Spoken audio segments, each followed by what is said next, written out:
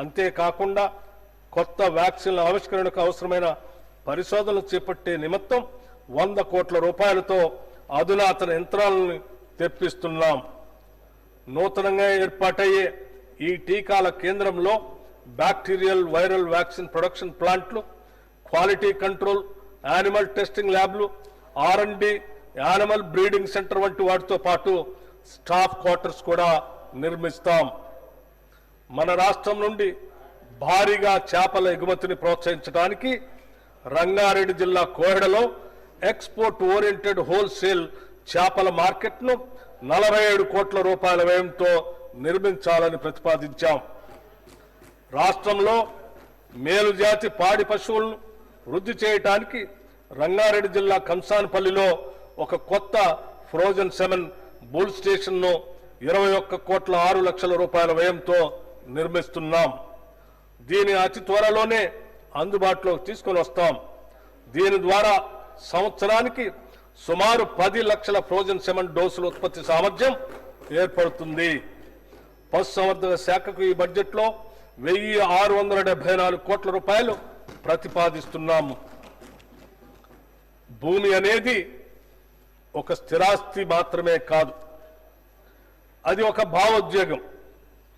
భూమితో ఉన్న అనుబంధం కన్నతల్లితో సొంత ఊరితో ఉన్న అనుబంధంతో సమానం. ఒక వ్యక్తి తన భూమిని కోల్పోయినప్పుడు తన అస్తిత్వాన్నే పోగొట్టుకున్నట్లు భావిస్తాడు. అటువంటి భావుకతతో ముడిపడి ఉన్న అంశంలో గత ప్రభుత్వ హయాంలో చేపట్టిన ధరణి ప్రాజెక్టులో చోటు చేసుకున్న అక్రమాల వల్ల సామాన్యులకు తీవ్రమైన వేదన మిగిలింది. సమస్యల పరిష్కారాన్ని కోరుతూ ప్రజలు చేసుకున్న దరఖాస్తులు కూడా పరిష్కరించలేని దుస్థితి అప్పట్లో ఏర్పడింది. వీటి పరిష్కరణ వేగవంతం చేయడానికి జిల్లా కలెక్టర్లకు మాత్రమే ఉన్న పరిష్కరణ అధికారాన్ని తహసీల్దార్ ఆర్డీఓలకి బదిలీ చేస్తూ మార్గదర్శకాలని విడుదల చేశాం. తెలంగాణ ప్రభుత్వం ఒక చారిత్రాత్మక సంస్కరణగా భూభారతి చట్టాన్ని తీసుకువచ్చింది. ఈ చట్టంలోని నిబంధనలు పారదర్శకంగా, సమగ్రంగా, భూ వివాదాలకు తావు లేకుండా భూ యజమానుల హక్కులు పూర్తిగా పరిరక్షించడానికి రూపొందించబడ్డాయి. డిజిటల్ మ్యాపింగ్ వ్యవస్థ, ఆధునిక సాంకేతికను ఉపయోగించడం ద్వారా భూభారతి లావాదేవీల్ని సులభతరం చేసి సక్రమమైన భూ రికార్డు వ్యవస్థను ఏర్పరచడానికి దోహదం చేస్తుంది. భూ పరిపాలనను మరింత బలోపేతం చేయడానికి 10,954 గ్రామ స్థాయి అధికారుల పోస్టుల్ని మంజూరు చేశాం. దీనితో క్షేత్రస్థాయిలో రెవెన్యూ అధికారుల పాత్రని పునరుద్ధరించి భూ సమస్యలను వేగంగా పరిష్కరించే సమర్థవంతమైన పాలనా వ్యవస్థని తెస్తున్నాం. తెలంగాణ అవతరించిన తర్వాత ఎంతో మంది పేదలు నూతన రేషన్ కార్డు కొరకు ఆశగా వేచి చూసినా గత ప్రభుత్వం వారిని పట్టించుకోలేదు. కనీసం కొత్త కుటుంబ సభ్యుల పేర్లను కూడా రేషన్ కార్డులో జత చేయలేదు. ప్రజల ఆకాంక్షలను గుర్తించిన మేము అర్హులైన వారందరికీ రేషన్ కార్డులు ఇవ్వాలని, వారికి సన్నబియ్యం కూడా ఇవ్వాలని నూతన రేషన్ కార్డులు జారీ మరియు అదనపు కుటుంబ సభ్యుల పేర్లను నమోదు చేసే ప్రక్రియ ఈ సంవత్సరం జనవరి 26 నుండి ప్రారంభించాం. పౌర సరఫరా శాఖకి ఈ బడ్జెట్లో 5,734 కోట్ల రూపాయలు ప్రతిపాదిస్తున్నాం. విద్యతోనే సామాజిక అభివృద్ధి సాధ్యం. ముఖ్యంగా పేద మరియు వెనుకబడిన తరగతులకు చెందిన పిల్లల సురక్షిత భవిష్యత్తుకి విద్య ఒక దారిని చూపుతుంది. ఇది ప్రగాఢంగా నమ్మిన యూపీఏ చైర్పర్సన్ నాటి శ్రీమతి సోనియా గాంధీ గారు మరియు ఆనాటి భారత ప్రధాని దివంగత డాక్టర్ మన్మోహన్ సింగ్ గారి నాయకత్వంలో ఉచిత విద్యా హక్కు చట్టం 2009లో చేశారు. ప్రస్తుతం తెలంగాణలో 1,023 ప్రభుత్వ రెసిడెన్షియల్ పాఠశాలలు ఉండగా వీటిలో 662 పాఠశాలలకు సొంత భవనాలు లేవు. అనేక గురుకులాలు అరకొర సౌకర్యాలున్న భవనాల్లో వందలాది మంది విద్యార్థులతో సరైన టాయిలెట్ సదుపాయం కూడా లేకుండా నడుస్తున్నాయి. వర్గాల వారీగా ప్రత్యేక రెసిడెన్షియల్ స్కూల్స్ ఉన్నప్పటికీ వాటి మధ్య విద్యా ప్రమాణాల విషయంలో, మౌలిక వసతుల విషయంలో సారూప్యత లేదు. ప్రపంచవ్యాప్తంగా విద్యా వ్యవస్థలో పెను మార్పులు చోటు చేసుకున్నప్పటికీ మన ప్రభుత్వ పాఠశాలలో దశాబ్దాల కాలం వెనుకబడి ఉన్నాయి. ఈ పరిస్థితులను సరిదిద్దటానికి సామాజికవేత్తలు విద్యావేత్తలతో చర్చించి మన ప్రభుత్వ విద్యా వ్యవస్థను మరియు భావితరాలను అత్యుత్తమ రీతిలో తీర్చిదిద్దే విధంగా young India integrated residential schools ని రూపొందించాం. కులం, మతం లేదా ఆర్థిక స్థితిగతులకు అతీతంగా విద్య మాత్రమే కాకుండా విద్యార్థుల యొక్క మానసిక శారీరక అభివృద్ధికి అంటే హోలిస్టిక్ డెవలప్మెంట్ కి దోహదపడే విధంగా ఈ స్కూల్స్ ని ఏర్పాటు చేస్తున్నాం. ఈ పాఠశాలలో ఎస్సీ, ఎస్టీ, బీసీ, మైనారిటీలతో పాటు ఇతర వర్గాలకు చెందిన విద్యార్థులు ఒకే గొడుగు కిందకు తెచ్చి సమాన విద్యా అవకాశాలను కల్పించడం ఒక గొప్ప సామాజిక ఐక్యతకు పునాది అవుతుంది. Education is the milk of a lioness. Education is the milk of a lioness. The one who drinks it can't stay without roaring. Doctor B R Ambedkar గారు చెప్పిన మాటలు. విద్య అనేది సింహపు పాల వంటిది. వాటిని తాగిన వారు గర్జించకుండా ఉండలేరు. డాక్టర్ బిఎం అంబేద్కర్ కలలు గన్న విద్యా వ్యవస్థను మేము సృష్టించబోతున్నాము. దీనికోసమే రాష్ట్ర వ్యాప్తంగా ఒకేసారి 58 యంగ్ ఇండియా ఇంటిగ్రేటెడ్ రెసిడెన్షియల్ పాఠశాలల నిర్మాణానికి 11,600 కోట్ల రూపాయల అనుమతులు మంజూరు చేయటం జరిగింది. మేము తీసుకున్న ఈ నిర్ణయం ఒక చారిత్రాత్మకం. ప్రతి నియోజకవర్గంలో కనీసం ఒక ఇండియా రెసిడెన్షియల్ స్కూల్ ని ప్రారంభిస్తాం. ఈ ఇంటిగ్రేటెడ్ స్కూల్స్ 20 నుంచి 25 ఎకరాల విస్తీర్ణంలో నిర్మించబడతాయి. విద్యారంగంలో వస్తున్న మార్పులకి అనుగుణంగా ఆధునిక వసతులతో ప్రైవేటు పాఠశాలకు దీటైన విద్యను అందించేందుకు వీటిని అభివృద్ధి చేస్తున్నాం.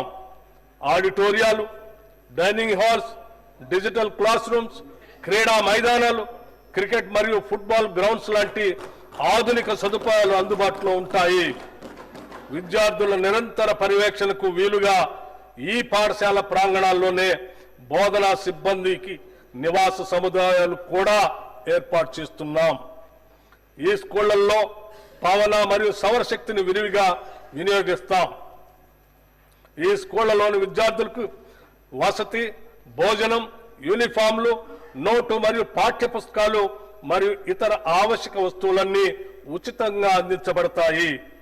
పాఠ్యాంశంతో పాటు వీరికి ఐఐటి, జీ, నీట్ మరియు ఇతర పోటీ పరీక్షలకు సన్నద్ధం చేసేందుకు ప్రత్యేక శిక్షణ ఇవ్వబడుతుంది. విద్యతో పాటు శారీరక మరియు మానసిక దృఢత్వానికి అవసరమైన క్రీడలు, కళలు, పోటీలకు సమాన ప్రాధాన్యత ఉంటుంది. రాష్ట్ర వ్యాప్తంగా పాఠశాలలు ప్రారంభం అయ్యే రోజే విద్యార్థులందరికీ పాఠ్య పుస్తకాలను, యూనిఫామ్లు అందజేస్తున్నాం. ప్రభుత్వ విద్యా సంస్థలన్నింటికీ ఉచిత విద్యుత్ సరఫరాని అందిస్తున్నాం. త్వరలో రాష్ట్రంలోని అన్ని పాఠశాలలకు గ్రీన్ విద్యుత్ని అందిస్తాం. పిల్లల శారీరక మానసిక ఆరోగ్యానికి సంతులిత పౌష్టిక ఆహార ప్రాధాన్యతను గుర్తించి రాష్ట్రంలోని అన్ని గురుకులాలు, అన్ని సంక్షేమ శాఖలకు చెందిన అనుబంధ హాస్టల్లో మరియు కస్తూర్బా గాంధీ బాలికల పాఠశాలలో డైట్ ఛార్జీలు 40% మరియు కాస్మెటిక్ ఛార్జీలు 200% పెంచాం. ఈ పెంపు వల్ల తెలంగాణ వ్యాప్తంగా 7.66 లక్షల మంది విద్యార్థులకి లబ్ధి చేకూరుతుంది. రాష్ట్ర వ్యాప్తంగా ఉన్న సంక్షేమ వసతి గృహాల్లో చదువుకునే విద్యార్థులందరికీ ఒకే తరహా భోజనం ఇచ్చేందుకు కామన్ డైట్ పథకాన్ని ప్రారంభించాం. ప్రభుత్వ పాఠశాలలో చదివే 10వ తరగతి విద్యార్థులకి సాయంత్రం వేళ స్నాక్స్ కూడా ఇస్తున్నాం. పాఠశాలలో అమలుపరిచే మధ్యాహ్న భోజన పథకం మరియు సంక్షేమ వసతి గృహాల్లో ఆహార పదార్థాలను తయారు చేసి నిల్వ ఉంచే విషయంలో ఒక నిర్దిష్ట వ్యవహార శైలిని పాటించడం ద్వారా విద్యార్థులకు పరిశుద్ధమైన మరియు ఆరోగ్యకరమైన ఆహారాన్ని అందించడం సాధ్యమవుతుంది. దీనికోసం ఒక స్టాండర్డ్ ఆపరేటింగ్ ప్రొసీజర్ SOPని రూపొందించి అమలు చేస్తున్నాం. Education is future insurance. విద్య భవిష్యత్తుకి బీమా కనుక విద్యా వ్యవస్థను బలోపేతం చేసేందుకు రాష్ట్ర విద్యారంగంలో పలు సంస్కరణలు చేపట్టాం. అంతర్జాతీయ ప్రమాణాలతో కూడిన విద్యను అందించే లక్ష్యంతో ఒక సమగ్ర విధాన రూపకల్పనకి తెలంగాణ విద్యా కమిషన్ను ఏర్పాటు చేశాం. తెలంగాణ నారీ శక్తిని గౌరవిస్తూ కోటి మహిళా విశ్వవిద్యాలయానికి వీరనారి చాకలి ఐలమ్మ పేరు పెట్టి ఆ విశ్వవిద్యాలయ వారసత్వ కట్టడాన్ని సంరక్షిస్తూనే 550 కోట్ల రూపాయలతో అదనపు భవన నిర్మాణాలని చేపడుతున్నాం. తెలుగు విశ్వవిద్యాలయానికి తెలంగాణ వైతాళికుడు సురవరం ప్రతాప్ రెడ్డి పేరును, ఇండియన్ ఇన్స్టిట్యూట్ ఆఫ్ హ్యాండ్లూమ్ టెక్నాలజీకి శ్రీ కొండా లక్ష్మణ్ బాపూజీ పేరును పెట్టడం జరిగింది. విద్యాశాఖకి ఈ బడ్జెట్లో 23,108 కోట్ల రూపాయలు ప్రతిపాదిస్తున్నాం. No plan for the future development of the country can be deemed to be complete, which does not provide for technical and scientific training. Doctor B R Ambedkar గారు సాంకేతిక మరియు శాస్త్రీయ శిక్షణను అందించిన దేశం భవిష్యత్ అభివృద్ధికి సంబంధించిన ఏ ప్రణాళికను పూర్తి చేసినట్లుగా భావించలేము. వీరి మాటల్ని దూరదృష్టితో అర్ధ శతాబ్దానికి పూర్వం చెప్పిన ఈ మాటలు నేటికి మన సమాజానికి వర్తిస్తాయి. అందుకే యువతలో శాస్త్ర సాంకేతిక నైపుణ్యతను పెంపొందించే ఉద్దేశంతో ప్రభుత్వ ప్రైవేటు భాగస్వామ్యంతో యంగ్ ఇండియా స్కిల్ యూనివర్సిటీని స్థాపించాం. బోధనాంశాలకు పారిశ్రామిక అవసరాలకు మధ్య ఉన్న అంతరాన్ని తొలగించి నిరుద్యోగ యువతి ఉపాధి అవకాశాలను పెంపొందించే లక్ష్యంతో ఈ యూనివర్సిటీ పనిచేస్తుంది. మహాత్మా గాంధీ గారు స్వాతంత్ర సమరోద్యమంలో యువతను చైతన్యపరచడానికి నడిపిన యంగ్ ఇండియా పత్రిక పేరునే ఈ యూనివర్సిటీకి పెట్టడం గమనార్హం. ఈ యూనివర్సిటీని ముచ్చెర్లలో 150 ఎకరాల్లో నిర్మించి ఏడాదికి 30,000 ఉద్యోగాలు కల్పించాలని ప్రభుత్వ లక్ష్యంగా పెట్టుకున్నాం. సింగపూర్ ప్రభుత్వ ఆధ్వర్యంలోని ఇన్స్టిట్యూట్ ఆఫ్ టెక్నికల్ ఎడ్యుకేషన్ ప్రపంచంలోనే మేటి సంస్థ. వారి భాగస్వామ్యంతో young India skill university master ట్రైనర్లకు శిక్షణ ఇస్తున్నాము. వివిధ పరిశ్రమల భాగస్వామ్యంతో ఈ యూనివర్సిటీలో అందించే కోర్సులు అటు యువతకు ఇటు పరిశ్రమలకు ఎంతో ఉపయుక్తంగా ఉండేలా రూపొందించాం. ఈ యూనివర్సిటీలో ప్రస్తుతం 5 కోర్సులు ప్రారంభమైనాయి. మున్ముందు యానిమేషన్, టూరిజం మరియు హాస్పిటాలిటీ, బ్యాంకింగ్, ఫైనాన్షియల్ సర్వీసెస్, నిర్మాణ రంగం, రిటైల్ రంగం, మీడియా, సినిమా రంగం, నౌక మరియు విమాన మెయింటెనెన్స్ రంగం, ఆర్టిఫిషియల్ ఇంటెలిజెన్స్ వంటి అత్యాధునిక టెక్నాలజీ కోర్సులు కూడా ప్రారంభించబోతున్నాం. తెలంగాణ యువతను విద్యార్థులను నిపుణులుగా తీర్చిదిద్దేందుకు రాష్ట్ర ప్రభుత్వం ఫ్యూచర్ సిటీలో ప్రత్యేకంగా 200 ఎకరాల్లో ఆర్టిఫిషియల్ ఇంటెలిజెన్స్ సిటీని నెలకొల్పాలని నిర్ణయించింది. ఈ సిటీలో ప్రత్యేక AI విశ్వవిద్యాలయాన్ని, డేటా సెంటర్లను, కంప్యూటింగ్ సౌకర్యాలను, పౌరులకు అవగాహన కల్పించే కేంద్రాన్ని స్థాపించడానికి తగిన చర్యలు ప్రారంభించాం. కేంద్ర గణాంక శాఖ నిర్వహించిన పీరియాడిక్ లేబర్ ఫోర్స్ సర్వే ప్రకారం తెలంగాణలో 2023 జులై సెప్టెంబర్ కాలంలో నిరుద్యోగ రేటు 22.9% ఉండగా 2024 జులై సెప్టెంబర్ కాలంలో అది 18.1%కి తగ్గింది. మా ప్రభుత్వం చేస్తున్న నైపుణ్య శిక్షణ కార్యక్రమాలు, ప్రభుత్వ ఉద్యోగ నియామకాలు, యువ పారిశ్రామికులకు ఇస్తున్న ప్రోత్సాహాల వల్లే ఇది సాధ్యమైంది. సమర్థవంతమైన విధానాల రూపకల్పన మరియు కార్యాచరణ చక్కటి ఫలితాలు ఇస్తాయన్న దానికి ఇది నిదర్శనం.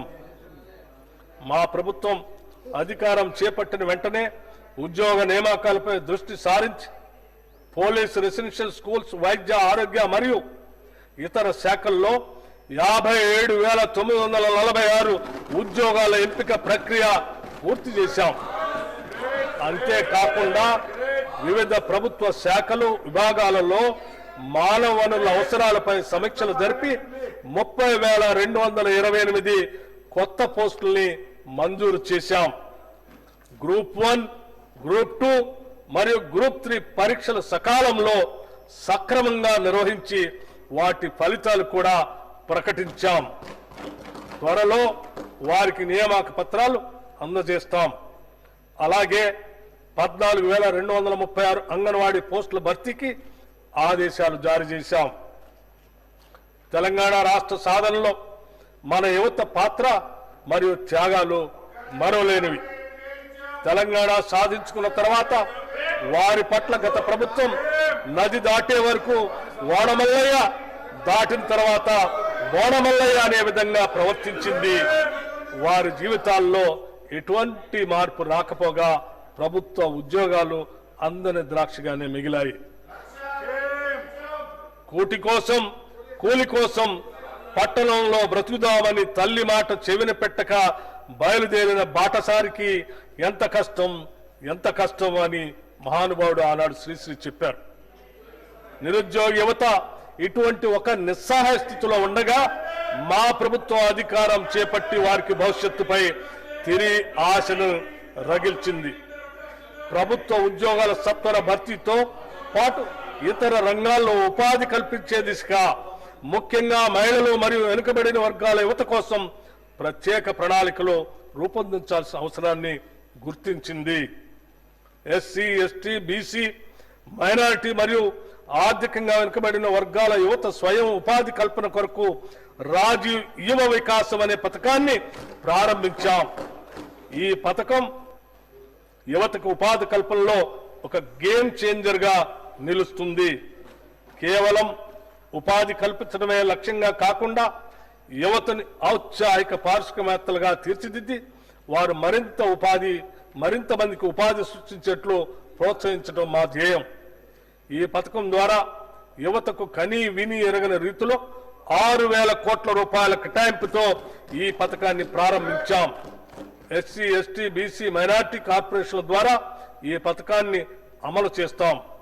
అర్హుడైన ప్రతి నిరుద్యోగికి గరిష్టంగా 4 లక్షల రూపాయల వరకు ఆర్థిక సాయం అందిస్తాం. యువత అభ్యున్నతికి ఈ పథకం గొప్పగా తోడ్పడుతుంది. సివిల్స్ ప్రిలిమ్స్ పాస్ అయి మెయిన్స్ పరీక్షకు వెళ్లే అభ్యర్థులకు 1,00,000 రూపాయలు మరియు మెయిన్స్ పరీక్ష పాస్ అయి ఇంటర్వ్యూకి సిద్ధమయ్యే అభ్యర్థులకు మరొక 1,00,000 రూపాయలు, మొత్తంగా 2 లక్షల రూపాయల ఆర్థిక సహాయాన్ని సింగరేణి యాజమాన్య సౌజన్యంతో రాజీవ్ గాంధీ సివిల్స్ అభయ హస్తం కింద ఇస్తున్నాం. తద్వారా ఆల్ ఇండియా సర్వీసెస్ లో తెలంగాణ రాష్ట్రం నుంచి మరింత మంది పేద మధ్యతరగతి కుటుంబాలకు చెందిన యువతీ యువకులు ఎంపికయ్యే అవకాశం ఏర్పడింది. అధునాతన సాంకేతిక కేంద్రాలుగా ఐటీఐలు రాష్ట్ర వ్యాప్తంగా ఏటా 1,00,000 మందికి నైపుణ్య శిక్షణను ఇచ్చేందుకు 65 ప్రభుత్వ పారిశ్రామిక శిక్షణా కేంద్రాలు అడ్వాన్స్డ్ టెక్నాలజీ కేంద్రాలుగా తీర్చిదిద్దే ప్రక్రియ పురోగతిలో ఉంది. టాటా టెక్నాలజీ సర్వీసెస్ వారి సౌజన్యంతో నిర్వహించే ఈ శిక్షణా కేంద్రాల్లో తెలంగాణ యువత తగిన ఉద్యోగ నైపుణ్యాలను సాధించేందుకు వీలుగా 9 లాంగ్ టర్మ్, 23 షార్ట్ టర్మ్ కోర్సులతో పాటు నైపుణ్యాల కొరత తీర్చేందుకు బ్రిడ్జ్ కోర్సుల్ని ప్రవేశపెట్టాం. డిగ్రీ ఇంజనీరింగ్ లో చేరిన విద్యార్థులకు banking, financial services, insurance, BFSI రంగాల్లో ఉద్యోగాలు కల్పించడమే లక్ష్యంగా బిఎఫ్ఎస్ఐ ట్రైనింగ్ కోర్సును రాష్ట్ర ప్రభుత్వం ప్రారంభించింది. రెగ్యులర్ డిగ్రీతో పాటు మినీ డిగ్రీ కోర్సుగా బిఎఫ్ఎస్ఐ నైపుణ్య శిక్షణను అందించే వినూత్న కార్యక్రమాన్ని రాష్ట్రంలోని 38 కాలేజీల్లో ప్రారంభించాం. ప్రభుత్వం గుర్తించిన 18 ఇంజనీరింగ్ కాలేజీల్లోనూ 20 డిగ్రీ కాలేజీల్లోనూ చదువుతున్న 10,000 మంది విద్యార్థులకు ఈ శిక్షణ అందుతుంది. రాష్ట్ర వ్యాప్తంగా పట్టణాలతో పాటు గ్రామీణ ప్రాంతాల్లోని విద్యార్థులకు కూడా లబ్ధి చేకూరేలా ఈ కాలేజీల్ని ఎంపిక చేయటం జరిగింది. రాష్ట్రంలోని 119 అసెంబ్లీ నియోజకవర్గాల్లో డాక్టర్ బిఆర్ అంబేద్కర్ నాలెడ్జ్ సెంటర్లను ప్రభుత్వం ఏర్పాటు చేయాలని నిర్ణయించింది. వీటి ద్వారా గ్రామీణ ప్రాంతాల్లోని ఆర్థికంగా వెనుకబడిన యువతీ యువకులకు గ్రూప్ 1, గ్రూప్ 2 మరియు ఇతర అన్ని పోటీ పరీక్షలకు ఉచితంగా కోచింగ్ తీసుకునేందుకు అవకాశం లభిస్తుంది. యువకుల ఉద్యోగ అవకాశాలను ఇనువడింపజేసే వారి సాధికారతను పెంపొందించడానికి ప్రభుత్వం పరిశ్రమల శాఖ ఆధ్వర్యంలో తెలంగాణ డిజిటల్ ఉపాధి కేంద్రాన్ని పునరుద్ధరించి కృత్రిమ మేధో విజ్ఞానం ఆధారంగా నడిచేలా అనుసంధానించింది.